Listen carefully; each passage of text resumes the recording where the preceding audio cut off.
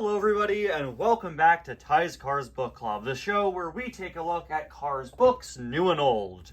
This year, to celebrate the 20th anniversary of the Cars series, we are going through all 3 editions of Meet the Cars.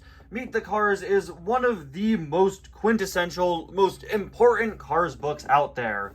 With its first edition, the one we're reading today, released in 2008, this book is simply a character guide to the Cars universe, giving us backstories and information and funny little descriptions on characters, major and obscure alike.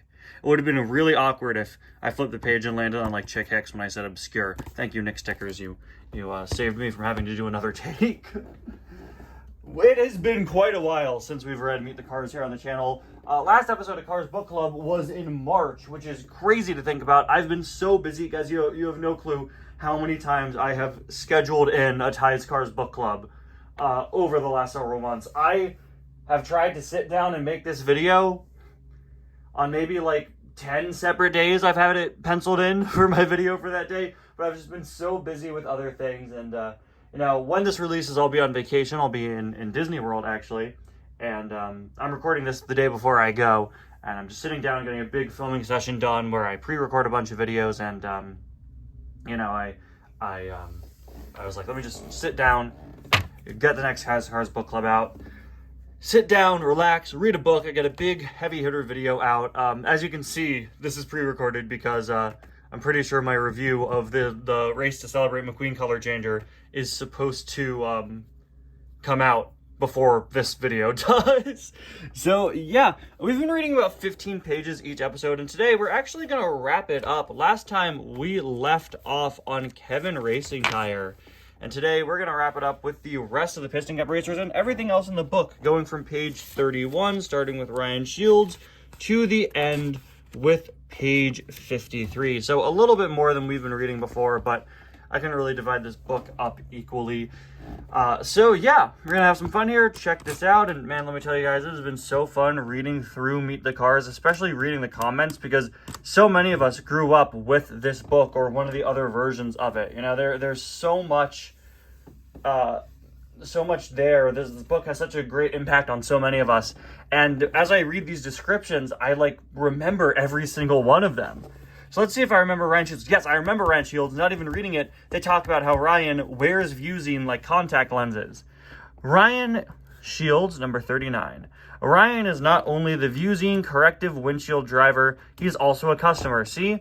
Without Vuzine, the race is merely a blur of multicolored blobs moving at 200 miles per hour. I feel you, Ryan. That's me without my glasses. Sorry, let me readjust the tripod. There we go. His windshield doesn't just help out on the track. It also has a special coating that helps cut down on glare while driving at night. Not to mention, it makes him look smarter. So, yeah, Vuzine, basically the Cars universe's contact lenses, which is pretty fun. I mean, they're called corrective windshields. I think it's funny the concept of Cars having eyesight problems. But we literally see Cars characters with glasses, like Meldorado, and insert second example here. I just completely drew a blank. There's more than one. Mayday from Planes. Professor Z has a monocle. See, there we go. Okay. Kevin Shiftwright. Look, if you know my videos, you know that I constantly confuse Kevin Shiftwright and Kevin Racing Tire's names. I consider myself to be very good with names and remembering names of people, both real and fictional. I'm a Star Wars fan who's obsessed with background characters. Kind of comes with the territory. But Kevin Racing Tire and Kevin Shiftwright, I can never get right. And I know when I did a Cars Adventure season a couple years ago, where Kevin Racing Tire was a major character, I called him Kevin Shiftwright so many times because for whatever reason, they decided to name the racer for Clutch Aid Kevin Shiftwright, and then name the racer for Shifty Drug Kevin Racing Tire. So Kevin Shiftwright is not the Kevin that races for Shifty Drug, but he's the Kevin with shift in his name. It's okay, and then being on opposite pages doesn't help. Kevin is the fourth in a long line of racers in the Shiftwright family. His great-grandfather Kurt raced on the old dirt tracks of the 50s. Kevin's grandpa Craig won 2 Piston Cups in the late 70s, and his dad Clint won 3 in the early 90s. Kevin tries not to let the pressure of his family history get to him when he's on the track or at the dinner table. Yes, he just gives you fun little bits of personality. He is an Excello Fission. Ryan is a Crown Celesta. You see a lot of fan art and fan concepts regarding Brush Kerber's kids, because his Meet the Cars bio was just a big joke about him having like 14 children. And, if this were the real world, there'd be like a TLC show about him. Racer kids on after 90 Day Fiance. I don't think I've ever seen fan art of Kevin Shifright's relatives, because you see a lot of Brush Kerber's kids. Dirksen D'Agostino, one of my favorite Piston Cup racers. I don't remember his description. Dirksen D'Agostino discovered his natural talent for racing while working in a graphics department for a small racing outfit. Now I remember running errands between buildings. Ooh, there's like, what a strange rip. This is weird. It kind of looks like there's a page missing. Look at this. But there's not a page missing. It's just the book coming apart. Weird. Okay, but there's not a page missing. See? How does a rip like that even happen? And should I ditch this if it's ripped and instead just go and read this $50 book I bought of just the X-Men having parties? Look at Cyclops. Look at this man. Look, like, don't you just want to punch him?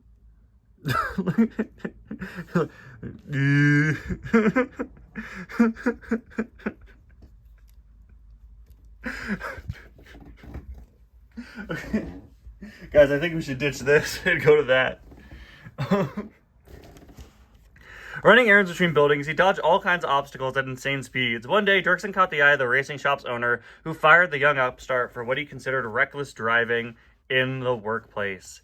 Then he rehired him as one of his pro racers. You could tell Dirksen had a natural talent for the track. See, it's so fun, and the descriptions are like so funny and cute, I just really enjoy them, and they add so much to these background characters. Oh my gosh, is that Bishop? Bishop is so cool. I love Bishop. Bishop's like the coolest guy. I'm sorry. No, but I love Meet the Cars. You can really see beyond just the fact that, they're race cars in a movie about racing. Of course people are going to be attached to them. You can really see why people are attached to the Piston Cup cars as characters.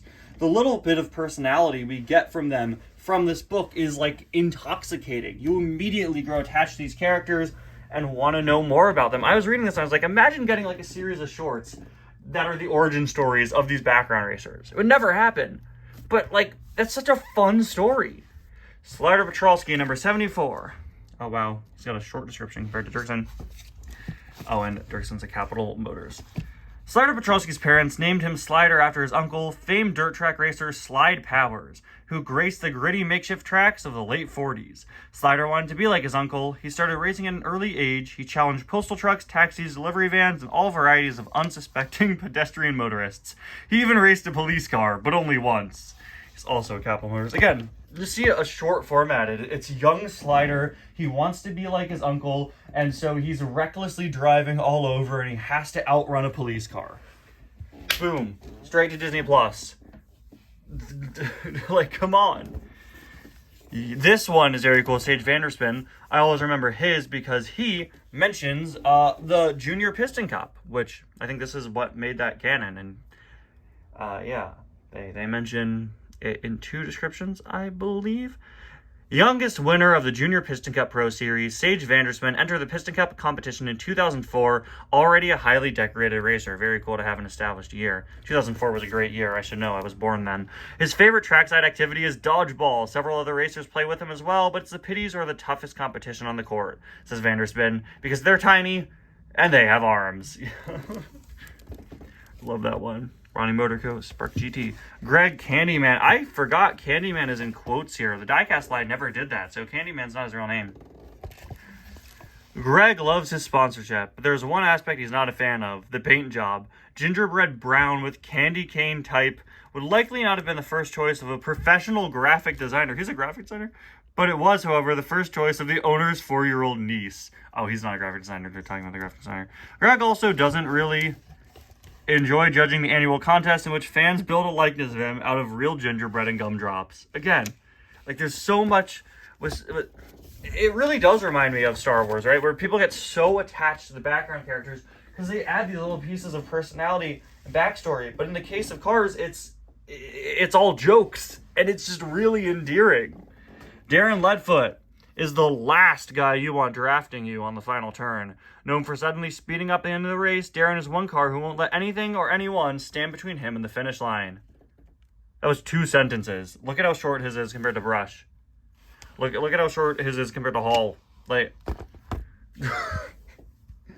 oh, guys, we got a missing spot. Just write another Piston Cup description fast. Darren Leadfoot speeds up fast at the end of the race. Boom, done.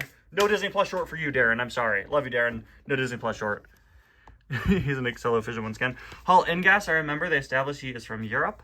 European racer Hall Ingas came to the United States in the early 90s. Because he won so many races on some of Europe's most challenging tracks, when he arrived in the US, lots of team owners wanted to sponsor him. However, one night Ingas accidentally drove on the wrong side of the road, coming home from the bowling alley. Sure, luckily his ego was the only thing seriously damaged. He returned to win the Piston Cup Championship later that year. So he's actually a confirmed Piston Cup winner, which is cool. I don't really get the connection. Lots of team owners wanted to sponsor him, but one night he drove on the wrong side of the road. Okay, so did the other sponsors drop out and he had to work for deodorant? Is that what we're saying? Brownie Motorco, Spark GT. Brush Kerber, here we go. All of his children. Okay. Brush Kerber is considered to be one of the most consistent veteran Piston Cup contenders. Kerber had numerous top 10 finishes in the 2006 season, but a string of mid-season malfunctions sidetracked his win for the Piston Cup. So it actually gives you lore on the season we see in the movie. With help from his fiber fuel sponsor and an overhauled diet, Brush changed his losing ways. He also thinks his recent success was helped by his loving wife of 40 years, Catherine, and their 14 children, Hal, Brush Jr., Penelope, Jake, Marty Willard, Ingrid, Lucille, Scotty, Wendell, Amy, Cassidy, Florence, and Truman. I love how out of nowhere that comes. I remember his whole description being about how he had a big family. I was completely wrong. It's just like the last sentence. It just comes out of nowhere. They're like, you could have put that on Darren's, would have given some meat to his description instead of just, he goes fast at the end of the race. Look out. Winford, Bradford, Rutherford.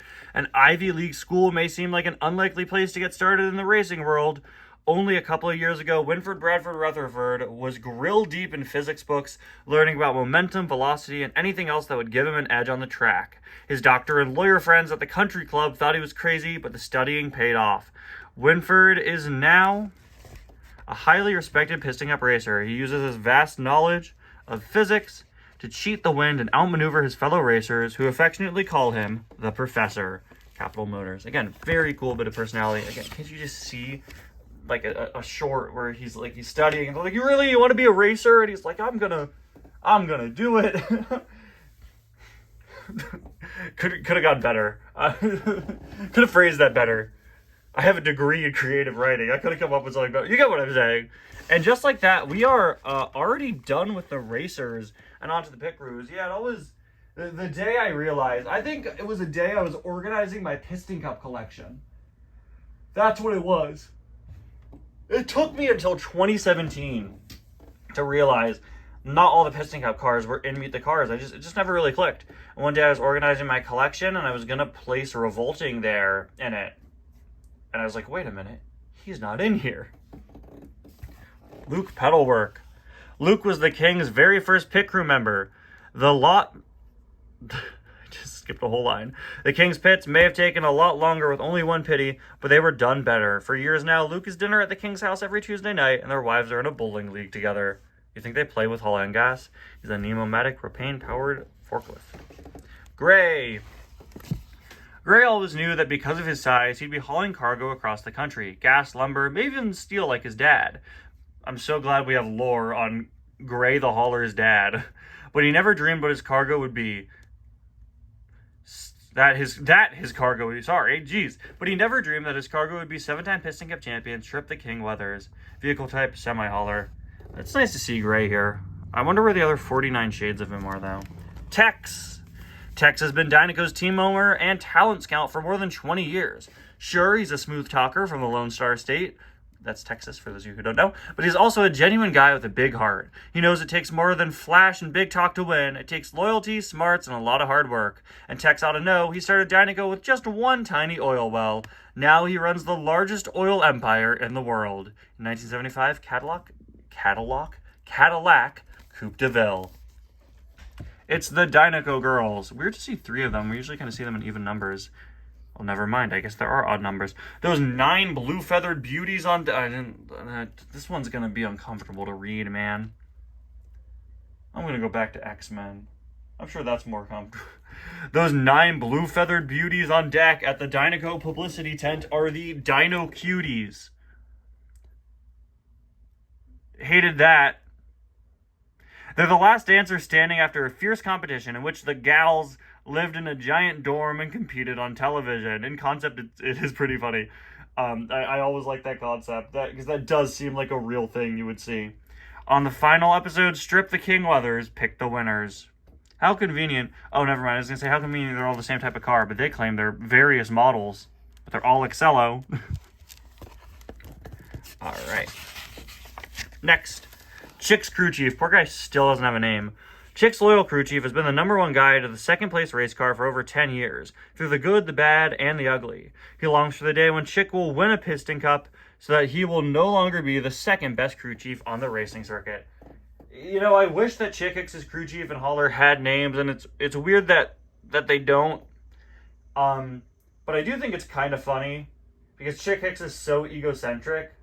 It would be kind of funny if they never give them names, because Chick wouldn't remember them. He's a 200.5-ton truck, 5.7 LV8. Cool. Good to know. Okay. Bruiser. Love this guy. Bruiser Bukowski has been a part of Chick's pit crew for 10 long years. Before that, they were in high school together. And before that, they were in drama club together. You're telling me Chick Hicks was a theater kid the whole time? I'd say that checks out, but I'm not sure to what extent. I don't really think Chick Hicks fits the theater kid trope. Trust me, I have friends who are theater kids. Bruiser is Chick's #2 fan, only because the #1 spot was already taken by Chick himself. Disney, green light, Chick Hicks and Bruiser short now. He is a shyster-matic with a mustache hookup. I believe Chick Hicks' model is also a shyster, so it's funny that they're the same company. The mustache hookup, I love how that has to be mentioned. Petrol Pulaski, RPM pity here. Petrol Pulaski used to ride with the 8th Street. Oh, I forgot he was in a gang. I completely forgot he was a gang member. Who's your favorite Piston Cup pity? The one that's involved in gang activity. Petrol Pulaski used to ride with the 8th... I love that they're called... What a stupid name. They're a gang and they're called the 8th Street Carburetors. Until police vehicles picked him up after a downtown street brawl. No, there's no way this actually made it into this book for children. Petrol Pulaski used to ride with the 8th Street Carburetors until police vehicles picked him up after a downtown street brawl. Since being placed in a rehab program that has eventually led him to his first assignment trackside, Petrol has become a role model for ex-gang forklifts everywhere. I literally had a whole plot in Cars Adventures about the Pity Gang, a gang of pitties. I don't even think I knew this about Petrol. I completely forgot. That's amazing. He's a 2003 Pneumatic propane-powered forklift. Chief Nostal, of course we know this guy is Roman Dunes is his real name. A former National Guard rapid deployment specialist, Chief Nostal takes no chances with his crew's safety. Known as the toughest crew chief on the circuit, he barks out orders so loudly that no-stall race car Todd Marcus could swear he could hear his directions on the track with or without a radio. He is a Holodahl Lugnutter. That's a great car name, guys. We don't need to go back to the drawing board on that. Stacy, I've heard some good things about her mom. Stacy works for Leakless Adult Drip Pans. Weird to see Leakless as one word. In the early days, it was. It's kind of changed over the years. She's a propane-powered forklift who likes living in the city and listening to country. She's no Guido, but she's pretty quick with a tire change. I learned nothing about Stacy there, but again, something about her mom. Tow. Okay, so Tow / Tom / Race Tow Truck Tom / Herb Curb. No, I'm kidding. Piston Cup. I gotta do a whole video on that. Absolute nightmare of Piston Cup tow truck names. Okay. As the official tow rig of the Piston Cup circuit, Tow has pulled his share of battered, weepy champions off the track. He's seen the top racers in their lowest moments, but he always respects their privacy. He is a tow truck. House Adult Crew Cab. Dexter Hoover. We're moving right along. They don't have separate chapters. They just go racers, crew. You know, it's pretty rapid fire. Racers, crew, staff. And it is very random, the crew members they pick for this book, but, you know, a lot of them had die casts around this time. A lot of them are quite simply the ones that are focused on a little more. Stacy, Petrol, and Roman.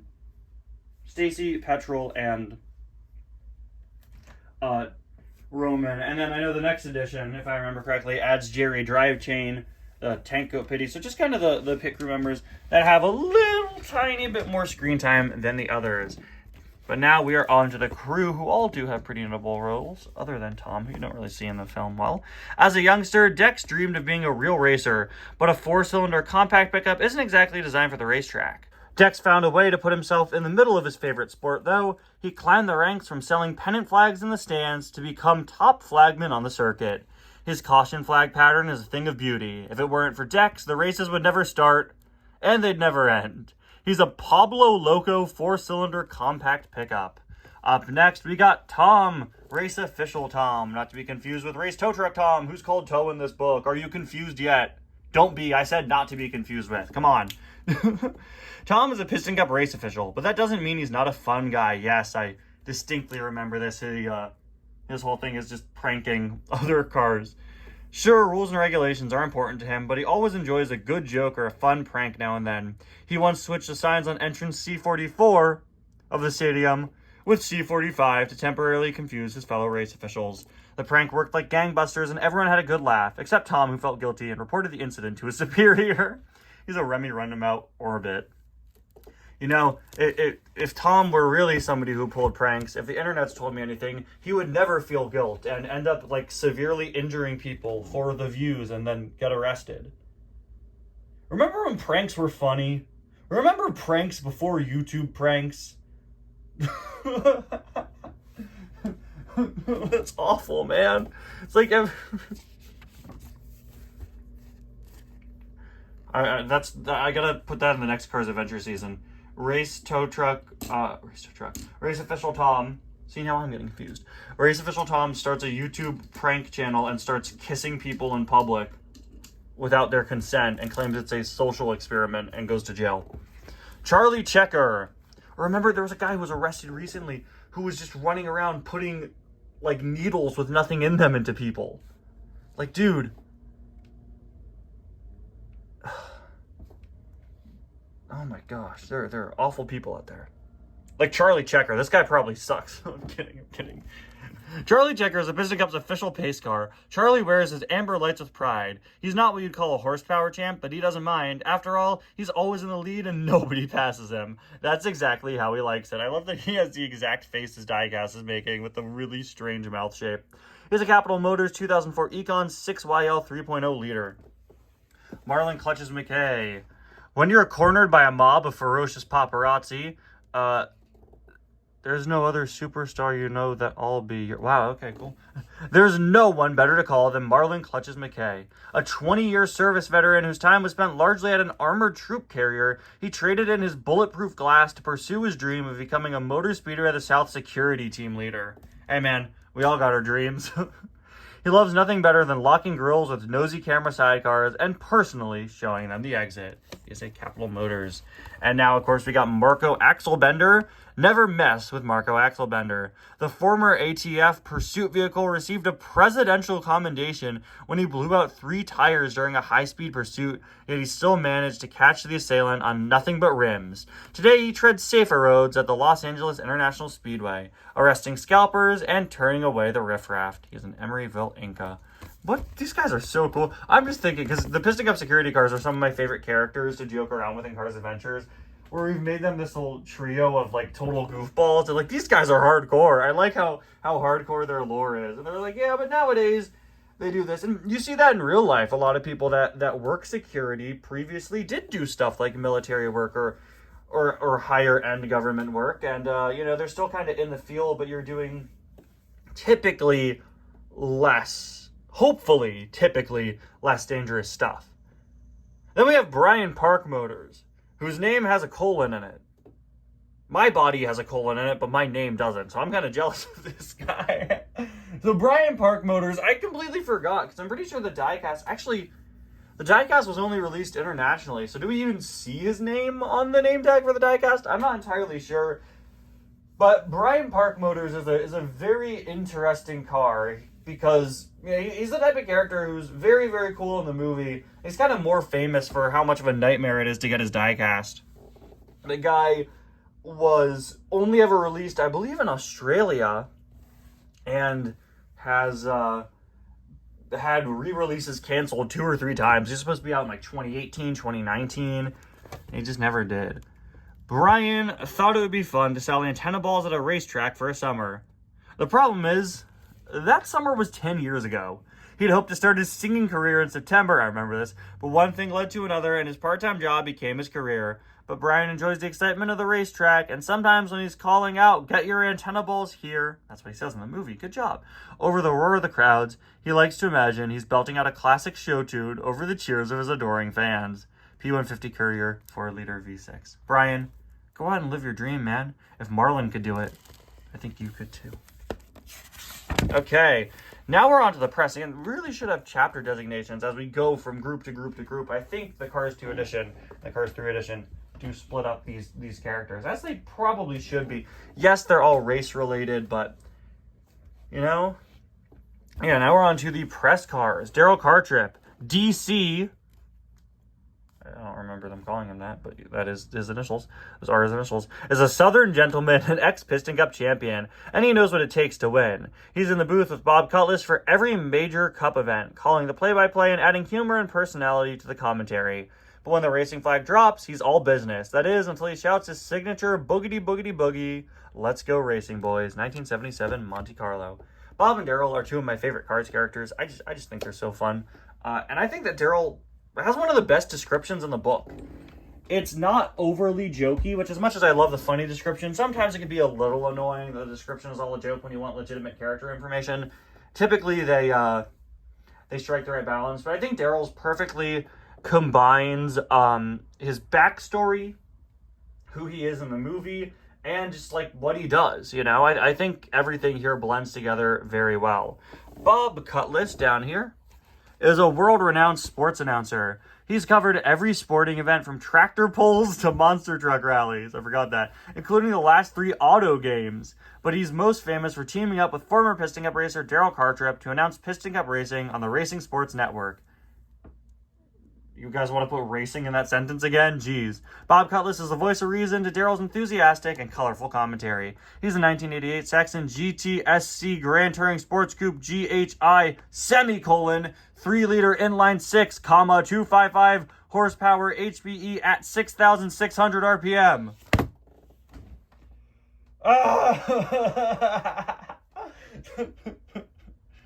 You think we know enough about his car model yet? Pin the camera down, and the description just keeps going. Corey Turbowitz, the smoky-voiced Corey Turbowitz started her career as a voicemail operator, but her delivery of "You have 3 new messages" was spoken with such flair and irreverence that the next thing she knew, she was the #1 morning show host on the radio in the Bay Area, as well as one of the top Piston Cup reporters on television. 2005 Luxomobile Animatic. Look at that.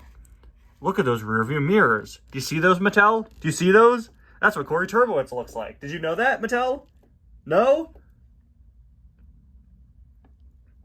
I didn't think so. Chuck Manifold. Now we're just on to one of the TV reporters that reports on McQueen being missing. Chuck Manifold started out in the news business as Barry Pipinloo, but when he started covering the racing scene, he knew that he needed a name better suited for the tough nature of the circuit. As soon as he started reporting as Chuck Manifold, his career took off faster than a drag racer at a green light. Racing. Car drag racing, not RuPaul, though I would love to see Chuck Manifold guest judge, quite frankly. Could you imagine? Let's get Barry Pipinloo on RuPaul, please.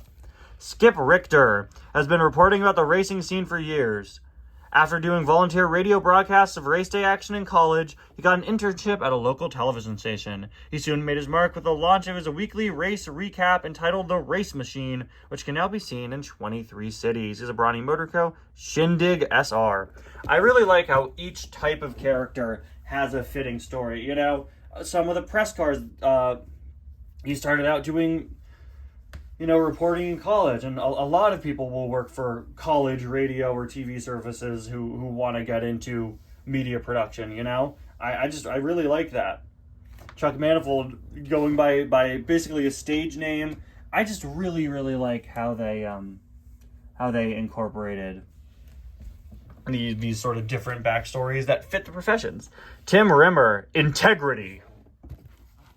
Hold on, let's deliver that with a little more oomph. Integrity. That's the first rule of any decent member of the press.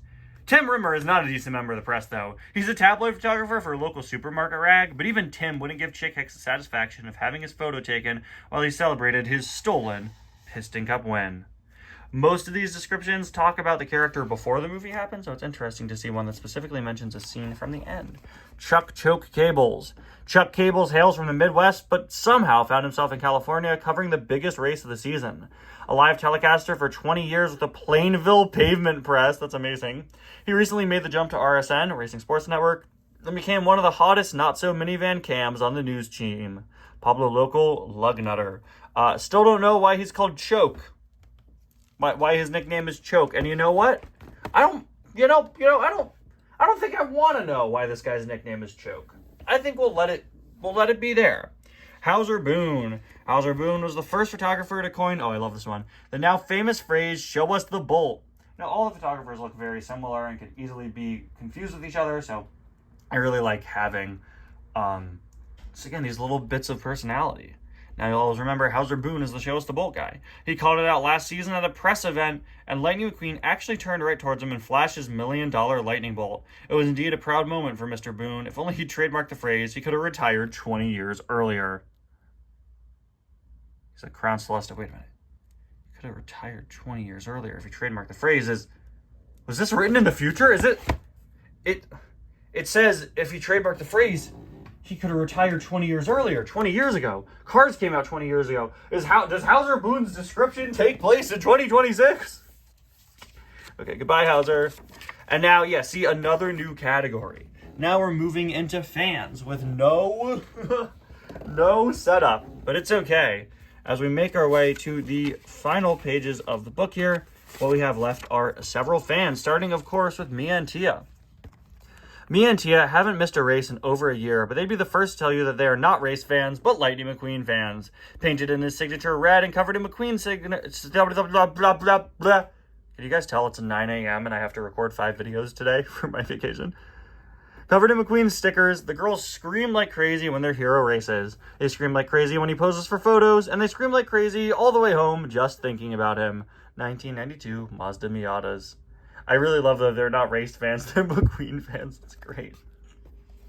Timothy Two-Stroke. The S is capitalized in stroke. Again, there's some weird naming choices with these characters that have not been consistent. They have not carried on. I've never again seen the S in Two-Stroke capitalized. And it's going to be interesting when we read the Cars 2 and 3 editions to see if things like Brian Park Motors, or Timothy Two-Stroke's capitalized S stick around. I'm not entirely sure. Now, Timothy, we respect Timothy, okay? You will find no bigger McQueen fan than Timothy Two-Stroke. He drove from New Jersey to California in just 4 days to see his favorite car in the legendary race.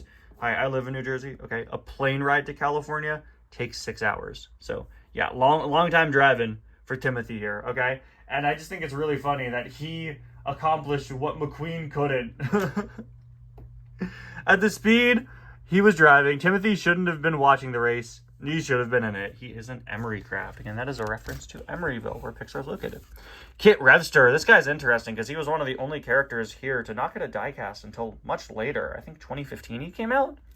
Was it 13 maybe in a multi-pack? I think 2015 he was out as a single. So yeah, this guy was supposed to come out many, many years ago around the time of this book. So most of the cars here had diecasts in the pre-Cars 2 era. Sometimes Kit Revster could be found waxing and renting surfboards at the beach. More often, he could be found closing shop early and hitting the waves. But not today. This morning, Kit closed his surf shops for something truly special. The biggest race of the decade at the Los Angeles International Speedway. Hollismobile Driftwood. Driftwood! There you go. I can't do the loud things, guy. I'm sorry if any of you wanted me to yell about a BAT credit card. I gotta conserve my voice for the 4 reviews I have to film after this.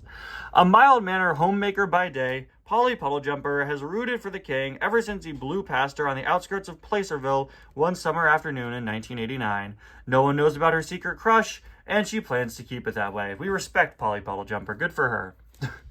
She is also an Emery craft. All right. Up next, we got Matthew Trueblue McCrew. Matthew Trueblue McCrew has been a fan of the king since the first time he came off the production line. In fact, from birth, he was born to be a fan of strip weathers. In fact, everything in Matthew's house is painted king blue, including the light bulbs, because for Matthew, being a fan of the king isn't just reserved for race day, it's a way of life. So you're telling me that he has a blue house with blue window, and blue is the color of all that he wears? Really? That's crazy. Brownie Motorco, Leeway, GT. Someone in the comments is going to be like, this is a list of every miscellaneous pop culture reference Ty made today. And then I'm going to go, thank you. And I'm going to make 7 more by the end of the video. No, I'm kidding. These come up naturally. Fred truly is racing's #1 fan. Some cars have better wax jobs or attached bumpers. But do they have the heart and dedication Fred has? Not a chance. Between Fred's racing blog, podcast, website, and daily call-ins to numerous radio shows, it's amazing he has time to get to any actual races. He is a stodgy, suaver LT. Can you imagine Fred hosting a podcast? Can you imagine Fred with a Bang Energy sponsorship? I find it so interesting to hear references of podcasts before like 10 years ago. Because podcasts have been around for longer than I think most people would expect. But they didn't really hit mainstream until maybe the late 2010s, right? Sid Vanderkamper here. Still missing a diecast for this guy. Another one that was canceled. Supposed to come out in 2010. He hasn't come back. Each year, Sid Vanderkamper migrates cross-country to see his favorite Piston Cup races. Last year, on his way to the LA International Speedway, he swung through Kingman, Arizona, where he found plastic flamingos at a local garage sale. They mentioned Kingman in the first movie. It's part of Get Your Kicks on Route 66, isn't it? Now a permanent fixture on Sid's front lawn, his plastic bird friends have earned him an honored spot atop fabled Redneck Hill. No comment. He is a 1986 Cloud Chaser RV. 1986 was the year Pixar was founded, so I wonder if that is a deliberate reference. Because a lot of these are references. Nemo-Matic for Nemo, Emery Craft for Emeryville. Albert Hinkey. Albert Hinkey is not only McQueen's biggest fan, known as...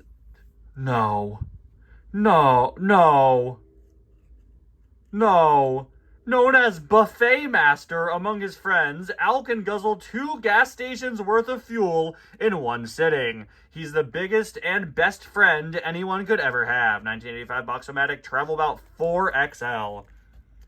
Buffet Master. Buffet Master.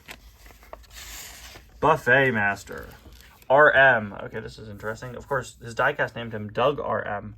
RM and Larry are the best of friends. These two can usually be found making trouble and talking names on Redneck Hill. But despite their rowdy nature, they're true Southern gentlemen and dead serious when it comes to racing. Yeah, that looks like a gentleman right there. Look at that. Why is he doing the DreamWorks face? Why does he look like a cartoon character who just farted and now the 7-year-olds are supposed to laugh? I guess he is a cartoon character. Whoa. He is a 1980 Boxomatic Coach 5.0 LV8 motor. Thank you, RM. Now on to Larry Camper. Again, just label Larry here. Wow, this is literally... Guys, this is one sentence. Larry and RM know the stats on every team, which is useful since they always have a bet riding on who will be the next Piston Cup champion. It's really funny because Doug has like a full description. This is where he goes at the race. This is what he likes. This is who he hangs out with. And for Larry Camper, they had nothing left. They were just like, yeah, stats, numbers. He liked the numbers. 1980 Silverliner Coach 5.1 LV8 motor. Johnny and Jamie. I was so confused by these guys as a kid. I had no clue where they were. They appear very briefly in the film, spinning off the edge of the LA Speedway. When Johnny and Jamie were young, they spent more time goofing off at the race than watching it. They've grown up a little since then. Now they know that it's silly to waste race time playing pranks and getting into trouble. That's why they now show up early to play pranks and get in trouble. Pneumatic Menv. Or Menvy, I'm not sure. And finally, we end the book with the Convoy Brothers. So no fanfare to end it, just the next character. The Convoy Brothers have never been apart. They do absolutely everything together. The brothers work together, they eat lunch together, they even have vacation sites next to each other. To see the brothers, you'd think they were welded at the fenders, but they're not. Not anymore, anyway, thanks to the miracle of modern engineering! No! These guys were conjoined quadruplets?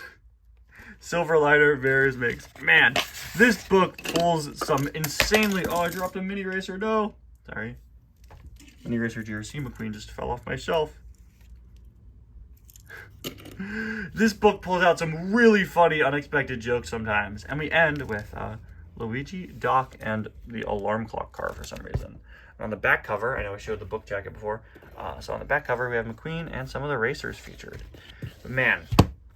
I can't sing the praises of this book enough. It really is the quintessential Cars book, but we're not done yet because the Cars 2 edition is even better. So next time on Ty's Cars Book Club, we will be diving into that. I love Meet the Cars. I love everything about these books. I have genuinely no complaints other than the small ones I brought up while reading. And if you've never read Meet the Cars today, I hope you learned something. And if you have read it before, I hope you remembered some funny information. Thank you all so much for watching, and I will see you guys next time. For the start of Meet the Cars, Cars 2 Edition. Bye now.